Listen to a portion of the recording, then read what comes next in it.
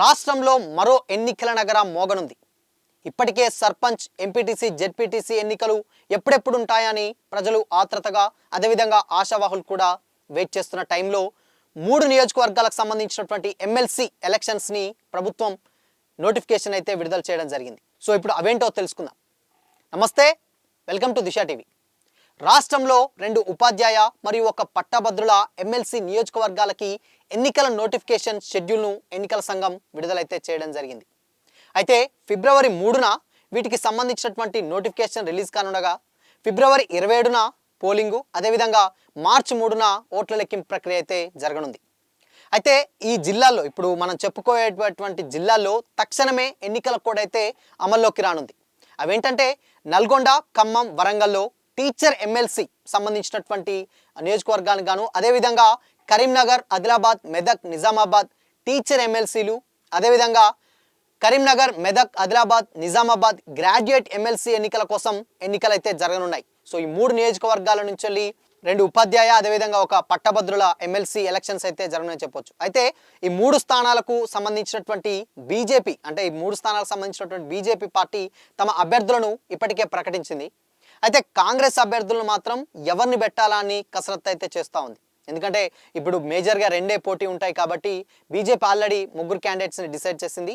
ఇక కాంగ్రెస్ అయితే ఎవరిని పెడితే బాగుంటుంది అన్న ఆలోచనలో అయితే ఉన్నట్టు తెలుస్తుంది. ఇక బీఆర్ఎస్ విషయానికి వచ్చినట్లయితే బీఆర్ఎస్ పోటీ విషయంలో ఆలోచనలు చేస్తుంది. అసలు పోటీ చేయాలా వద్దా అనే ఆలోచనలు చేస్తున్నట్లయితే తెలుస్తుంది. ఇక ఫిబ్రవరి 3న నోటిఫికేషన్ విడుదలవుతున్న ఎన్నికలకు నామినేషన్ల గడువు, అంటే ఫస్ట్ నామినేషన్ల గడువు తేదీ చివరికి వచ్చేసి ఫిబ్రవరి 10వ తారీఖున ఉంటుంది 2025. అదేవిధంగా ఫిబ్రవరి 11న వేసినటువంటి ఏవైతే నామినేషన్స్ వేస్తారో ఆ నామినేషన్స్ పరిశీలన అయితే ఉంటుంది. ఇక నామినేషన్లు వేసినటువంటి నామినేషన్లకు విత్డ్రాగా చివరి తేదీ ఫిబ్రవరి 13వ తారీఖు వరకు అయితే ఛాన్స్ అయితే ఇవ్వడం జరిగింది.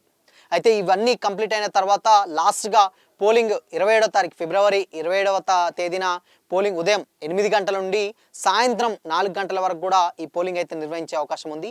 అదేవిధంగా మార్చి 3న దీనికి సంబంధించినటువంటి రిజల్ట్స్ అయితే ఉంటాయి. దాదాపు అంటే ఫిబ్రవరి 3 నుంచి వెళ్ళి మార్చి 3 అంటే మొత్తం 1 నెల వ్యవధిలో ఎన్నికల నోటిఫికేషన్, అదేవిధంగా నామినేషన్స్, అదేవిధంగా ఉపసంహరణ ఆల్మోస్ట్ 1 మంత్లో ఈ ప్రక్రియ మొత్తం అయితే పూర్తవడం జరుగుతుంది. అంటే 3వ తారీఖు నోటిఫికేషన్ ఎప్పుడైతే విడుదలవుతుందో అదే మళ్ళీ మార్చి 3వ తారీఖున రిజల్ట్స్ ఆ ఎండ్ తోటి కరెక్ట్గా 13th డే రోజు నుంచి వెళ్ళి ఈ ఎలక్షన్స్ రిజల్ట్స్ అయితే ఉంటున్నాయి.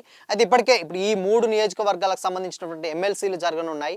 అదే 2 టీచర్ ఎమ్మెల్సీలు, అదేవిధంగా 1 పట్టభద్రుల ఎమ్మెల్సీ. అయితే ఇప్పటికే రాష్ట్ర ప్రభుత్వం ఏమేం చేయాలి, ఇప్పుడు సర్పంచ్ ఎలక్షన్స్, అదేవిధంగా ఎంపీటీసీ, జెడ్పీటీసీ కూడా పదవీ కాలం ముగిసి దాదాపు 1 సంవత్సరం కానున్న టైంలో ఒక పక్క అంటే ఈరోజు రాష్ట్ర ప్రభుత్వం దాని మీద అయితే చర్చలు అయితే జరుపుతూ ఉన్నది.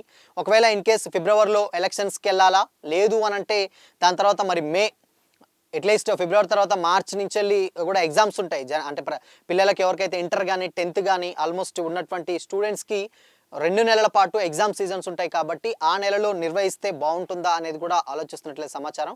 వస్తే ఒకవేళ ఫిబ్రవరి మంత్ స్టార్టింగ్లో అయితే రావచ్చు, లేదు అని అంటే ఇన్ కేసు అది సమ్మర్కి కూడా పోస్ట్ పోన్ అయ్యే అవకాశాలు అని చెప్పేసి రాజకీయ విశ్లేషకులు అయితే ఉన్నారు. అయితే దీని మీద ఇప్పటి వరకు ఎలాంటి ప్రకటన అయితే రాలేదు. సో దీని మీదనే ఇప్పటికీ జస్ట్ అలా టచ్ చేశారు సీఎం రేవంత్ రెడ్డి గారు, అదేవిధంగా సిఎస్ శాంతికుమార్ గారు. వీళ్ళు నేతృత్వంలో జరిగినటువంటి భేటీలో జస్ట్ అసలు ఎప్పుడు ఉంటాయి ఏంటి అని మీద చర్చ అయితే జరుగుతుంది. ఒకవైపు పథకాలు అమలు పూర్తి స్థాయిలో వెళ్తేనే ఇటు ఎలక్షన్స్కి ప్లస్ అవుతుంది, లేదు అంటే పథకాలు కొంచెం అటు ఇటు. ఇప్పుడు అది మార్చి 31 వరకు అయితే వాళ్ళు గడువు అయితే ఇవ్వడం జరిగింది. సో మార్చి 31 ఇన్ కేస్ అది పూర్తయిన తర్వాత ఎలక్షన్స్కి వెళ్తే అటు సమ్మర్ కూడా కంప్లీట్ అయ్యే ఛాన్సెస్ ఉంది. ఒకవేళ అదే కనుక జరిగితే ఎగ్జామ్స్ ఉండడం వల్ల ఇది ఒకవేళ మే, జూన్కి కూడా వెళ్ళే అవకాశాలు అయితే డెఫినెట్గా కనిపిస్తుంది.